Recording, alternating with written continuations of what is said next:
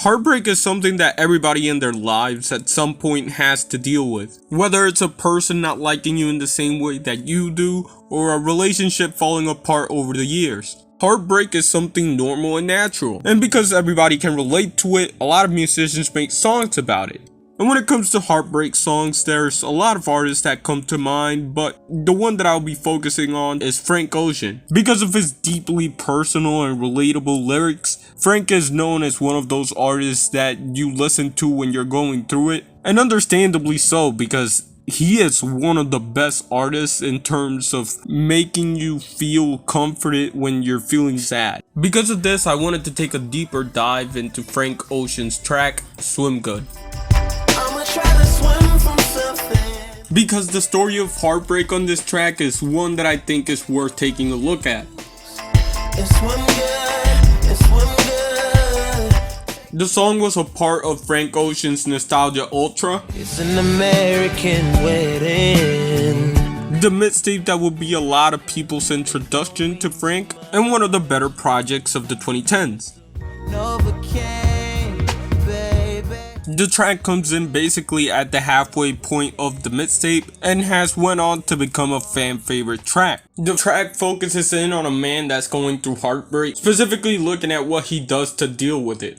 The opening line introduces us to a car. The car is meant to represent the character's failed relationships. now I'm driving round on the boulevard, trunk bleeding. And this is where the story takes place as Frank takes a drive in his car. Pretty good beats on this 808 CD. This is where we find out that Frank has been going through a split that really has hurt him, And I got this black suit on, which is represented by a black suit. rolling around like I'm ready for a funeral.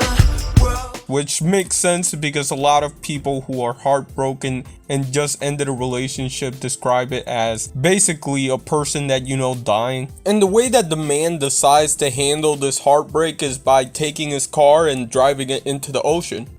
I'm about to drive in the ocean. And the listener is essentially listening to the thoughts of someone who is about to jump in. And swim good, and swim good. In the story, the man jumps into the ocean as a means of freeing himself from what is making him sad, not as a way of unaliving himself, or at least to me that makes the most sense, because we constantly hear the guy trying to tell himself not to die while in the ocean. By the way, I think the vocal effect is pretty cool because it sounds like a speaker when you put it underwater. But in the story, the water is supposed to represent something bigger than life, and bigger than yourself. It reminds me of the great wave just taking over everything. In the same way that the boats are about to be submerged by the wave, so are the things that attach the man in the story to heartbreak. As the man plans to leave the car and the suit behind, releasing his attachment to heartbreak, which allows him to be over it, and in other words, swim good. And by the end of the song, you hear the man find his peace.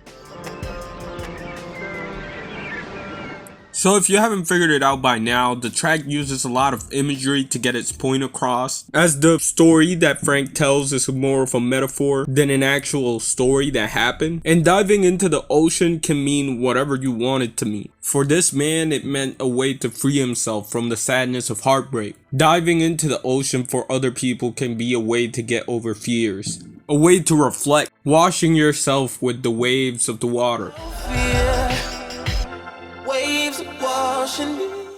And Frank is saying that sometimes it's going to be difficult. You're gonna have to dive in the ocean.